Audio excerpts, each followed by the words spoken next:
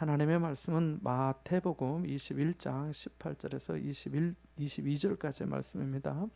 마태복음 21장 18절에서 22절까지 말씀입니다. 신약성경 35쪽입니다. 35쪽 같이 보겠습니다. 함께 봅니다. 마태복음 21장 18절부터 22절까지입니다. 같이 봅니다. 이른 아침에 성으로 들어오실 때에 시장하신지라 길가에서 한 무화과 나무를 보시고 그리로 가사 잎사귀 밖에 아무것도 찾지 못하시고 나무에게 이르시되 이제부터 영원토록 내가 열매를 맺지 못하리라 하시니 무화과 나무가 곧 마른지라. 제자들이 보고 이상히 여겨 이르되 무화과 나무가 어찌하여 곧 말랐나이까.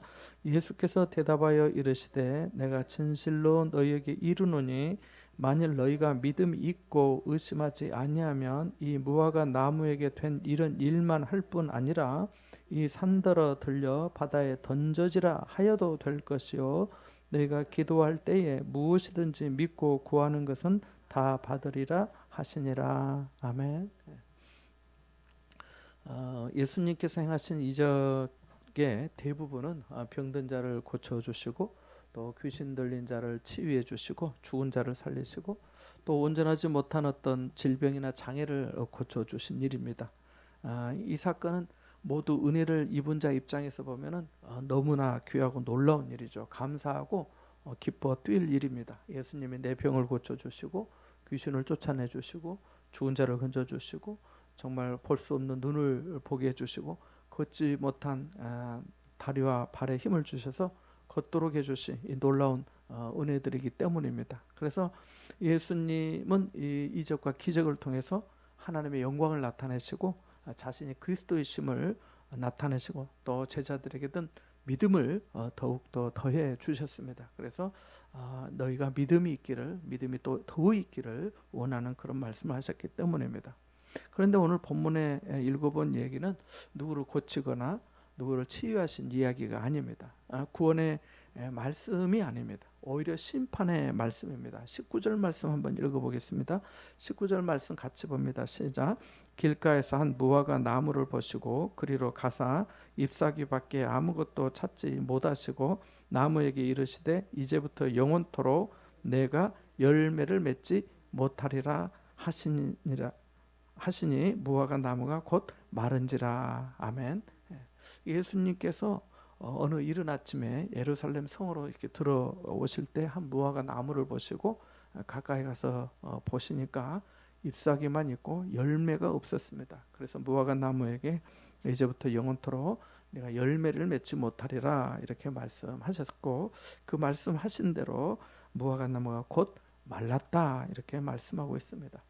이 사건의 이적은 예수님의 많은 어떤 기적과 이적 중에서 가장 난해한 사건 중에 하나라 할 수 있습니다. 해석하기가 어렵고 또 쉽게 이해가 되지 않는 말씀이기도 합니다. 많은 사람이 왜 이런 일이 일어났는가 하는 의문을 가지고 있고 학자들도 오랫동안 관심을 기울이고 있습니다. 본문에서와 같이 예수님이 무화과 나무를 저주하셨습니다. 생각해 보십시오. 나무가 무슨 잘못이 있겠습니까? 무화과 나무에 열매가 없으면 과온지기를 책망해야지 나무를 향해 저주하고 책망할 일은 아니지 않습니까? 그런데 어째서 예수님께서는 열매가 없다고 무화과 나무를 책망하시는가가 바로 이 사건의 첫 번째 우리가 가질 수 있는 의문입니다. 두 번째는 즉히 개인적인 또 문제이기도 합니다. 예수님은 이른 새벽 예루살렘으로 올라가시다가 배가 고파서 여기 1절 말씀 18절 한번 읽어볼까요? 18절 같이 봅니다. 시작. 이른 아침에 성으로 들어오실 때 시장하신지라. 그러니까 이른 아침에 성으로 들어오실 때 시장하십니다. 그리고 23절 한번 읽어볼까요? 23절 같이 봅니다. 시작. 예수께서 성전에 들어가 가르치실새 대제사장들과 백성의 장로들이 나와 이르되 내가 무슨 권위로 이런 일을 하느냐 또 누가 이 권위를 주었느냐. 아멘. 그래서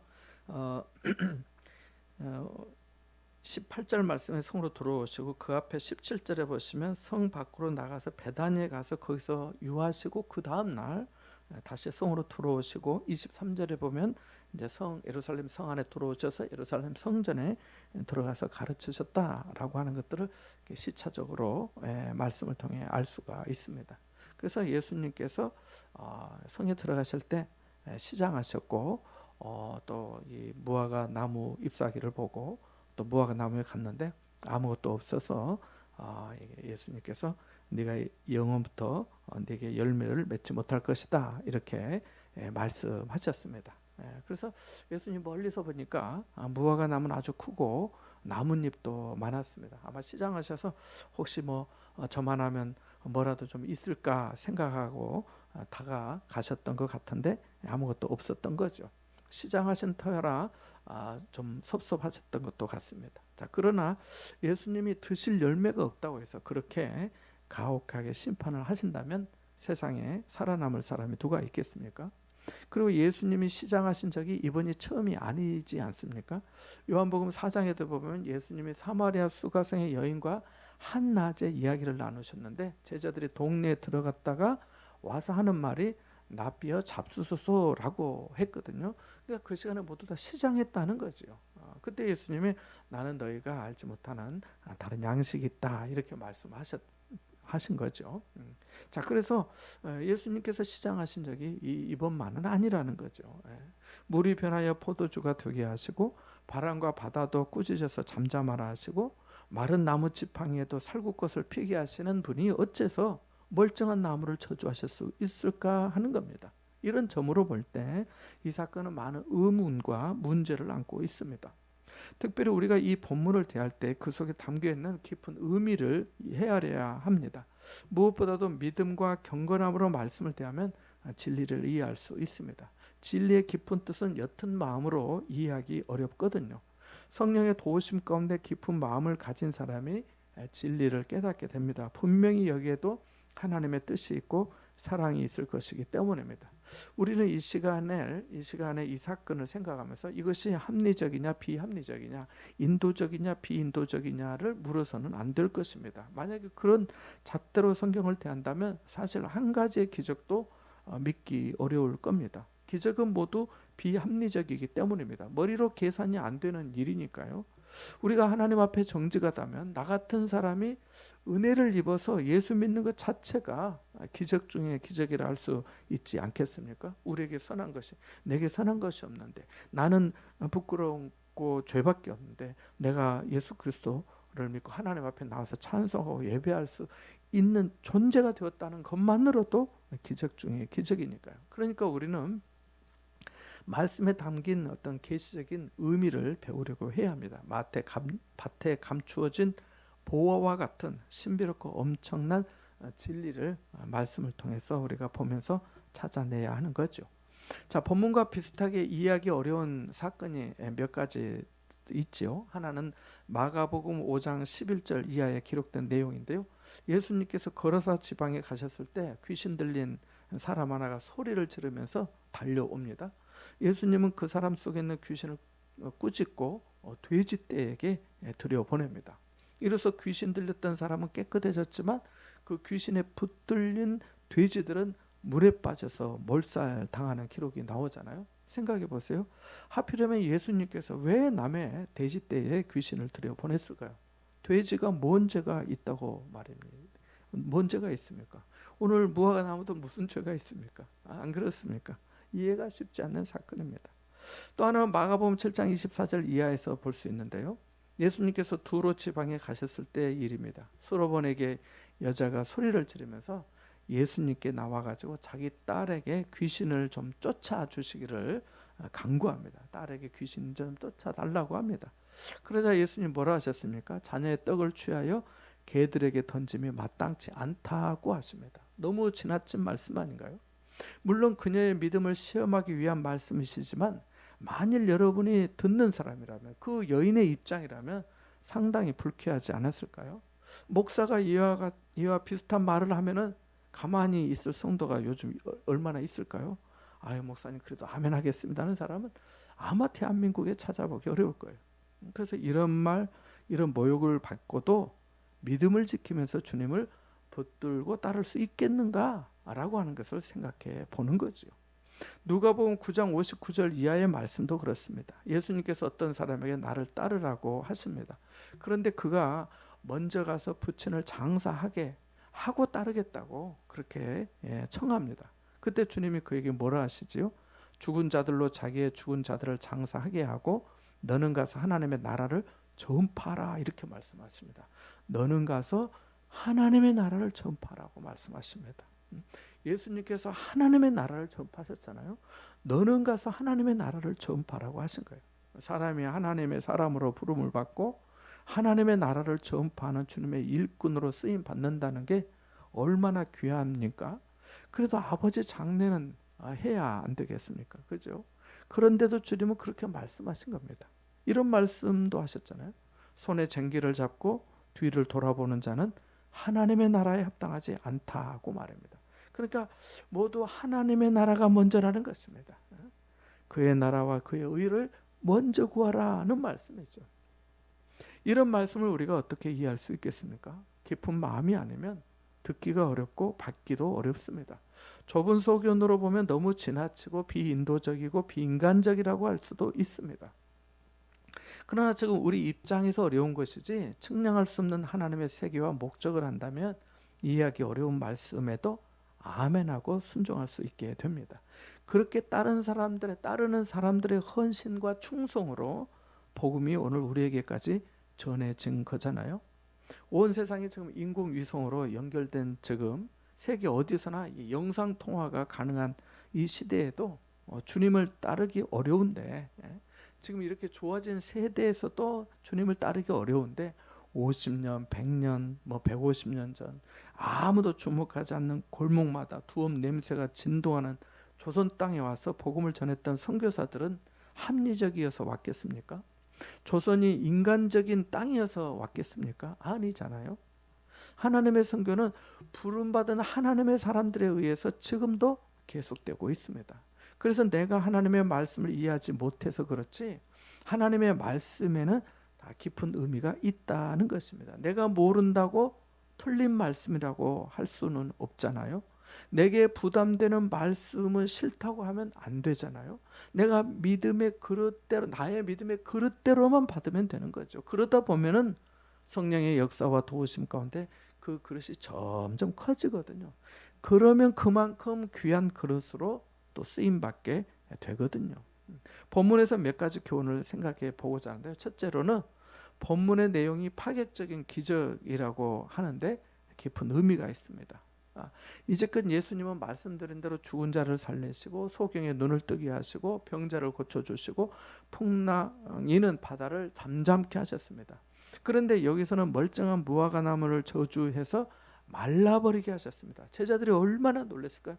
너는 이제부터 영원토록 열매를 맺지 못하리라 하니까 무화과 나무가 곧 말랐다고 말씀하잖아요. 우리 눈앞에서 이런 일이 일어났다면 얼마나 놀라겠습니까?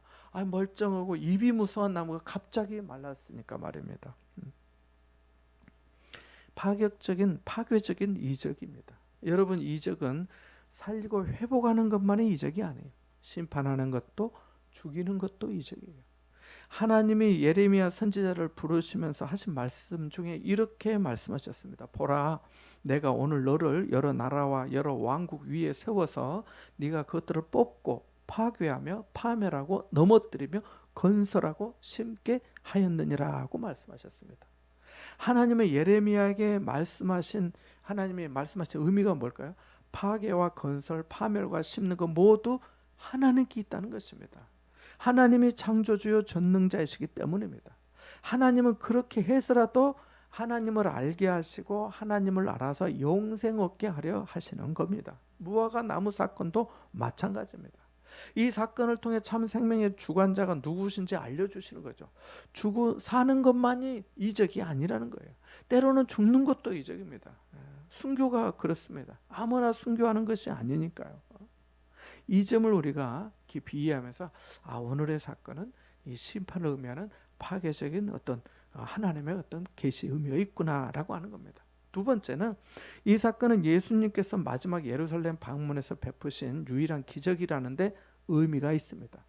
예수님께서는 그 마지막 일주일 동안 많은 이적을 행하셨습니다. 예루살렘에 마지막으로 올라가셔서 성전을 깨끗하게 하신 뒤에 겟세마네 동산에서 기도하시고 십자가에 못 박히십니다. 어떤 의미에서 예수님 생전에 베푸신 마지막 이적이라 할 수 있습니다. 물론 예수님이 체포되실 때에 또 하나의 이적이 있긴 합니다. 어떤 이적이 있죠? 베드로가 대제사장 종 말고의 귀를 칼로 내리쳤을 때 그 귀를 도로 붙여주신 이적입니다. 그러나 일반적으로는 오늘의 이 사건이 공적으로 행하신 마지막 이적이라 이렇게 봅니다. 이 이적은 마태복음 21장 오늘 본문과 또 마가복음 11장 12절 이하에 나옵니다. 두 기록을 비교해 보면 대체로 일치합니다. 마태복음은 복음에는 우리 본문에서는 예수님께서 예루살렘 성전을 정결케 하신 다음에 베다니에서 하룻밤 쉬십니다. 우리 본문 17절에 나와 있잖아요. 그들을 떠나 성 밖으로 베다니에 가서 거기서 유하셨다라고 말씀하고 있으니까요. 그리고 그 다음 날 예수님께서 다시 성전에 가시기에 성으로 들어오십니다. 무화과 나무를 저주하셔서 즉시 마른 것으로 나옵니다. 그런데 마가복음에는 예수님께서 예루살렘 성전을 깨끗하게 하신 그날에 무화과 나무를 저주하신 것으로 되어 있습니다. 또한 나무가 말라버린 사실도 그 당일 그 즉시가 아니라 그 다음 날 보고 알았다라고 기록되어 있습니다. 두 기록의 차이는 별로 크게 없습니다. 그러나 예루살렘 성전을 깨끗하게 하신 일과 이 사건이 밀접하게 연관되어 있는 것을 우리가 이렇게 책을 보면 뭐 맥락이랄까요? 글의 내용이라 흐름이라 이렇게 있잖아요. 그것을 우리가 연관지어 볼 수가 있습니다. 자, 예루살렘 성전에서 예수님께서 무엇을 보셨을까요? 오늘 본문 앞에 12절 말씀 한번 읽어보겠습니다. 12절 말씀 같이 봅니다. 21장 12절입니다. 함께 찾아보겠습니다. 시작. 예수께서 성전에 들어가사 성전 안에서 매매하는 모든 사람들을 내쫓으시며 돈 바꾸는 사람들의 상과 비둘기 파는 사람들의 의자를 둘러 엎으시고. 아멘. 그 뒤에 내용도 이어지고 있습니다만은 참 이 강도의 소굴이라고 예수님께서 만들었다고도 말씀하시는데 이 더러워진 성전을 보셨습니다. 장사꾼들이 우글거리고 돈을 바꾸고 갖은 음모와 곤모술수 죄악이 가득한 예루살렘의 성전을 보셨습니다. 그 모습을 보시고 성전 안에서 매매하는 자들을 내쫓으시고 돈 바꾸는 사람들의 상을 엎으시고 비둘기 파는 사람들의 의자를 엎으셨습니다. 그리고 어찌하여 기도하는 내 아버지 집을 강도의 소굴로 바꿨냐고 하셨습니다. 그리고 베다니에 가셔서 쉬셨습니다. 아마 나사로, 마르다, 마리아 집에서 쉬셨던 것으로 보입니다. 다음 날 아침 성전에 다시 가시기 위해 성에 들어가시는 길에 이 무화과 나무를 보셨고 저주하신 것이죠. 예수님은 겉으로 화려한 성전에 가셨지만 그것이 더 이상 성전이 아니었던 거죠. 성경에 나오는데 이 성전을 몇 년간 지었다 하죠? 46년간 지었다고 요한복음에 그런 내용이 나옵니다. 이 성전을 46년간 지었건을 내가 사흘 만에 헐고 다시 짓겠다고 하느냐라고 예수님께 얘기한 대목이 나오거든요. 그러니까 겉으로는 화려하고 참 대단한 성전이었지만 더 이상 그곳은 성전이라기보다도 시장통이었던 것이죠. 장사하는 사람들의 상을 엎으셨으니까. 무화과 나무 사건도 마찬가지입니다. 잎만 무성하지 아무 열매가 없었습니다. 그래서 저주하신 겁니다. 누가복음 13장 6절 이하에 보면 열매 맺지 못한 무화과 나무 비유가 나옵니다. 한 포도원에 3년이 되었는데도 열매 맺지 못하는 무화과 나무가 있었습니다. 주인은 마침내 가원지기에게 3년을 기다려도 열매가 없으니까 이 나무를 찍어버리려고 합니다. 하지만 가원지기는 금년에도 그대로 두소서, 내가 두루 파고 거름을 줄이니 이후에 만일 열매가 열면 좋거니와 그렇지 않으면 찍어버리소서라고 합니다. 본문의 사건도 마찬가지입니다. 열매가 있었으면 좋았을 것을 그렇지 않으니까 의미 없는 생명으로 보신 겁니다. 그래서 열매를 저주하신 것이죠. 그래서 이런 말씀들을 대하면서 하나님께서 우리에게 찾으시는 것이 무엇인가 하는 것을 생각해 볼 수 있습니다. 그것이 바로 세 번째 의미인데요. 잎만 무성한 무화과 나무가 무엇을 의미하느냐는 겁니다. 아까 말씀드린 대로 예루살렘의 성전을 의미한다고 학자들은 보기도 합니다. 그것만은 아닙니다. 상징적으로 바리새인들, 제사장들을 의미하기도 합니다. 입만 무성한 것 같이 큰 46년 동안 지은 성전도 있고 제사 드리는 의식도 있었습니다. 그러나 속에는 알맹이가 없었기에 많은 사람이 실망하고 돌아갔습니다. 껍질만 있었습니다. 당시 예루살렘의 제사장들은 제물을 검사하는 특권을 가지고 있었다고 합니다. 하나님께 바치는 그 제물의 크기에는 상관이 없었습니다. 소를 가져오든 양을 드리든 비둘기를 드리든 자기 형편대로 하면 됐습니다. 물론 그것이 다 이루어졌다고 보진 않고 돈으로 바꾸어서 환산해서 하거나, 여기도 돼지 소를 판다, 또 양을 판다 이런 내용은 없고, 뭘 판다고 나오죠? 비둘기 나와요. 비둘기는 작잖아요, 그죠? 비둘기는 작으니까. 네, 그렇게 말씀하고 있습니다. 자, 그런데 그때 당시에 제사장들은 사람들이 소든 양이든 뭐를 가져오면은 이게 이제 검사하는 그런 특권이 있었습니다. 그래서 그 희생의 제물에 흠이 없고 깨끗해야 했기 때문에 제사장에게 검수를 받는 거죠. 검수하게 됐습니다. 제사장들이 합격을 통보해 주어야 제물로 드릴 수가 있었습니다. 안 그러면 시장에 내다 팔고 다른 것으로 사와야 했습니다. 제사장들이 이 점을 악용했다고 합니다. 제사장들은 멀쩡한 소와 양에 대해 트집을 잡아서 불합격시키곤 했습니다. 소를 가져왔던 사람은 그 값으로는 소를 사지 못하면 그 돈으로 또 양을 사고, 또 양을 팔 수밖에 없던 사람은 비둘기를 사오게 되기도 했습니다. 이런 과정을 거치면서 비둘기가 아주 진짜 소를 팔았더니 소 그만큼 못 사니까 또 양을 사고, 양이 또 마음에 안 들고 이 흠이 있다고 하면 양을 팔아서 그 더 작은 거 다른 것으로 하게 되는 그런 일이 있었다고 합니다. 그리고 중요한 것은 제사장들이 성전 한 구석에다가 양의 우리를 만들어 놓고 거기서 사온 양은 합격을 시켜줬다고 합니다. 이렇게 해서 이제 돈을 챙긴 거지요. 한번 생각해 보세요. 목자인 사람이 자기 양 중에서 목자가 제일 깨끗한 새끼 양을 골라서 먼 길을 왔습니다. 하나님께 바치려고 소중하게 가슴에 안고 왔는데 불합격이라고 하면 얼마나 속상하겠습니까? 성전 구석 안에 양은 흠이 있어도 합격을 시켜주니 그렇게 할 수밖에 없는 마음이 또 얼마나 시험에 들었겠습니까? 얼마나 실망하고 낙심했겠습니까? 그렇게 제사하고 돌아가는 마음에 은혜가 있을 수 있겠습니까? 예수님께서 이 사건을 통해서 바로 그 점을 말씀하고 계신다라고 본 것입니다. 본문의 사건이 일어난 시기에 대해서 학자들은 대개 4, 5월로 봅니다. 이 시기는 무화과 나무가 본격적으로 열매를 맺는 시기가 아닙니다. 하지만 일부 나무에는 아주 작고 보잘것없는 열매가 있기도 했다고 합니다. 이것을 파기라고 하는데요. 이 파기는 아직 상품의 가치가 전혀 없고 단맛도 거의 없어서 정상적인 상황에서는 잘 먹지 않는 열매입니다. 그러니까 아주 그냥 이렇게 좀 풋내가 나는 아주 그러한 것이라고 합니다. 하지만 배고픈 나그네나 가난한 노동자들에게는 허기를 채워주는 요긴한 열매이기도 했다고 합니다. 예수님이 잎사귀가 무성한 무화과 나무에서 찾으신 것이 바로 이겁니다. 잎이 무성하면 파기가 있어야 하는데, 파기라도 있어야 하는데 보기와 다르게 그것도 없었던 거죠. 그래서 이 나무를 저주하신 겁니다. 시장기라도 채우려고 하셨지만 시장기조차 채울 수 없었던 것이죠. 당시 성전과 제사장들, 레위인들, 종교 지도자들이 그랬습니다. 그래서 시장기라도 채울 수 있는 은혜를 받았지만은 그것마저도 없었던 거죠.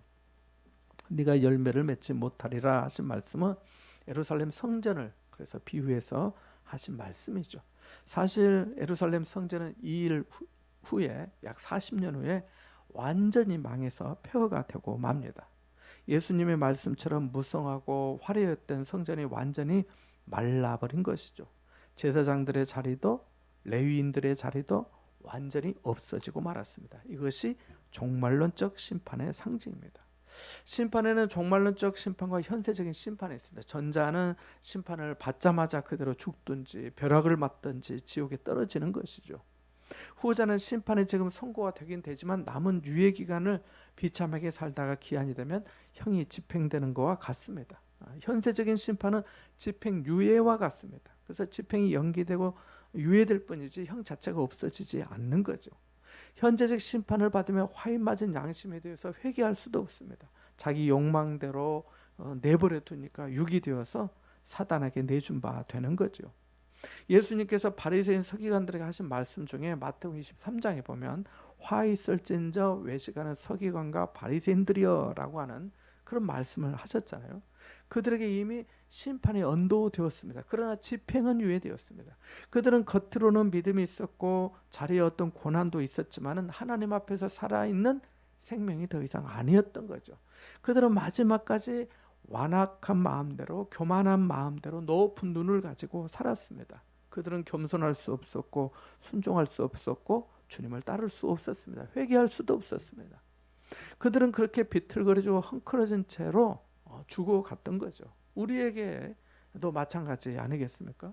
우리에게 하나님 회개할 기회를 주셨는데 돌이켜 겸손할 기회를 주시고 주님을 찾을 기회를 주시고 다시 살려주셨는데 고집부리고 완고하고 완악하게 자기만을 위해서 산다면 바리새인 서기관들과 뭐가 다르다 할 수 있겠습니까?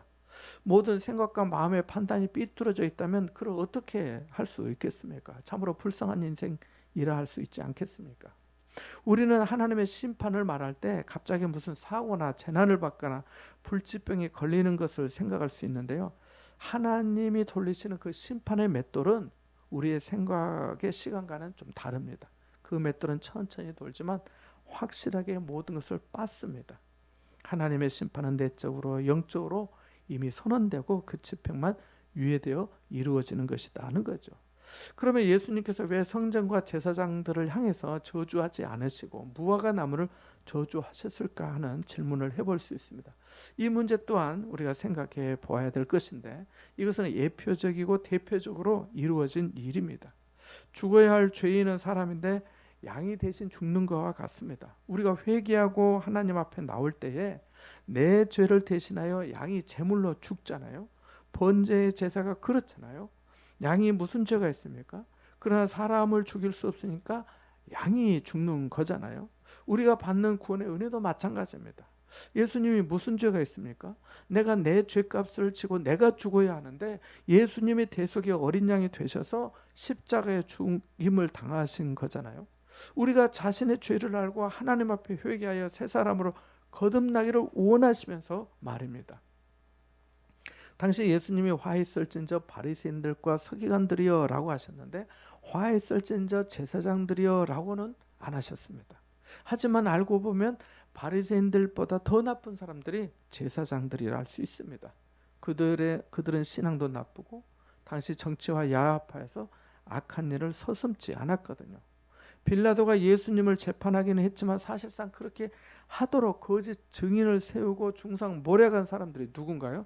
당시 대제사장이었던 가야바와 안나스입니다. 이러한데도 왜 예수님이 제사장을 저주하지 않으셨을까요? 학자들은 이에 대해서 제사장에게는 하나님의 이름이 있기 때문이라고 봅니다. 그래도 하나님께서 세우신 직분이었기 때문에 예수님이 그들 때문에 십자가에 못 박히시면서까지도 그들은 저주하지 않으셨다고 합니다. 하나님이 세우신 그들을 예수님이 저주하고 싶지 않으셨기 때문인 거죠. 그러니까 다른 말로 하면 그만큼 사랑하시고 그만큼 기다리시고 그만큼 아끼신 거죠. 김익두 목사님이 성경 공부를 가르치시면서 성경의 진리를 좀 쉽게 가르쳐 주시곤 했다고 합니다. 젊은 시절 어느 마을에 가서 이제 전도를 하게 되었습니다. 그때가 지금도 이제 모내기가 다 끝나는 때인데 아마 이때쯤이었던 것 같습니다. 점심 먹기 위해서 모인 사람들에게 이제 마을에 가가지고 예수 믿으라고 했습니다. 그랬더니 한 젊은이가 김익두 목사님에게 목사님 이 마을에서는 전도하지 마세요. 며칠 전에 벼락이 쳐서 논바닥과 바위 성황당 나무까지 다 탔습니다. 무엇 때문에 하나님이 바위나 나무, 성황당 나무까지 못 쓰게 만드신답니까? 그것들이 무슨 죄가 있다고요? 하나님이 안 계시든지 하나님이 계신다 해도 장님일 것 같습니다. 그러니 이 마을에서는 전도해도 안 될 겁니다. 라고 젊은이가 그랬습니다. 이런 비난을 듣고 김익돈 목사님이 잠시 돌아서서 하나님 제가 어떻게 말하면 좋을까요? 하고 지혜를 구했다고 합니다. 그리고 기도했어요. 그리고 젊은이에게 물어봤습니다. 젊은이 그래 초등학교 학교는 다녔냐고 물어보니까 다녔다고 대답한 겁니다. 그래 학교 선생님 손에 학교에 가니까 무엇이 있더냐고 물었더니 젊은이가 선생님이 뭐 그때는 제가 학교 다닐 때도 이렇게 막대기 들고 계신 선생님들이 많았던 것 같아요. 엉덩이도 좀 많이 맞고 손바닥도 얼마나 많이 맞았는지 몰라요. 진짜 불이 났는데 그때 생각하면. 아무튼 이 막대기가 있다고 선생님 손에 막대기가 있었어요 하니까 다시 물었습니다. 그래 젊은이 그러면 선생님이 그 막대기로 무엇 하지요 하니까 이 젊은이 하는 말이 아이들이 졸면 머리도 한 대 때리고 흙반도 여기 보라고 딱딱 두드리지요. 그랬더니 목사님이 하시는 말씀이 그에게 이 사람아 흙판이 무슨 죄가 있나 아이들에게 졸지 말라고 흙판을 두드리는 거 아닌가 그래도 졸면 그때 머리를 때리는 거 아니겠나 그와 같은 걸세 먼저는 하나님께서 바위와 나무를 치셨지만 다음에는 차례 머리에 벼락이 떨어질 거야 라고 했다고 합니다. 그랬더니 이 젊은이가 놀래가지고 그러면 안 된다고 싹싹 빌면서 예수를 믿겠다고 하는 그런 얘기가 있어서 그렇게 해서 교회가 그 마을에 세워졌다고 합니다. 기록에 따르면 김익두 목사님은 많은 기적과 이적을 행하신 걸로 하나님께서 그런 은혜를 주신 거죠. 우리나라는 참 그런 점에서 하나님의 복을 많이 받은 것 같아요. 뭐 다른 나라 기록은 내가 잘 모르기도 하지만은 우리나라 뭐 김익도 목사님도 그렇고 또 다른 목사님도 그렇고 또 욕을 잘했다고 알려진 강다리 목사님도 그렇고 그분은 욕도 잘하면서 은사도 많았던가 봐요. 그래서 그 목사님도 그렇고 아무튼 하나님께서 뭐 악한 마음으로 한 게 아니겠죠. 돌아오라고 정신 차리라고 그런 뜻으로 하셨겠죠.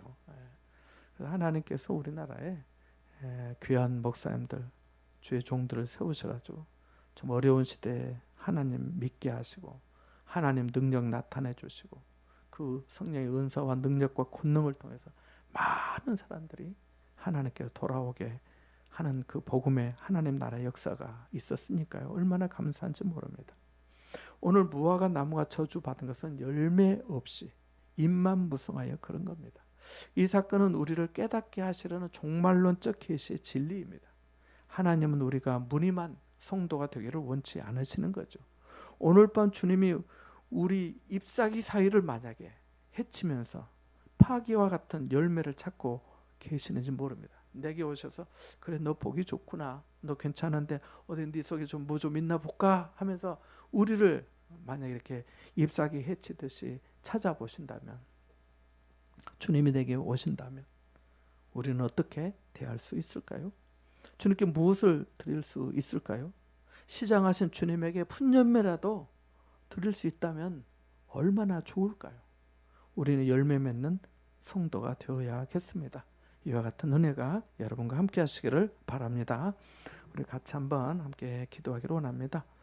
말씀을 기억하면서 하나님 무늬만 성도, 입만무성한 성도가 되지 않고 속이 있는 알맹이 있는 성도가 되도록 도와주십시오라고 기도하고요. 그리고 또 좀 기도 부탁을 두 가지 하고 싶은데요. 하나는 필리핀의 신호식 선교사님이 지금 건강이 많이 좋지 않으셔가지고 이 폐암 진단을 받고 암이 이 안쪽에서 커져가지고 이게 우리가 폐가 이 갈비 안쪽에 있잖아요. 근데 이게 이제 피부 밖에까지 이렇게 밤톨만 이렇게 조그맣게 올라올 정도로 그래서 지금 방사선 치료를 받고 계시는데 많이 힘들어하신 것 같습니다. 그래서 좀 기도해 주시기 바라고요. 두 번째는 7월 23, 24, 25 우리 주일학생들 몇 명 안 되지만 캠프에 좀 참여하려고 합니다. 그래서 우리 뭐 5명이 될지 6명이 될지 뭐 4명이 될지 모르겠지만 또 하나님께서 좀 은혜를 주셔서 다 같이 참석하고 또 은혜 받는 좀 시간이 되면 좋겠다 싶어서 기도를 좀 부탁드립니다. 그래서 7월 23, 24, 25 목금토 2박 3일간 좀 다녀오려고 하는데 같이 좀 기도해 주시면 좋겠습니다. 함께 기도합니다.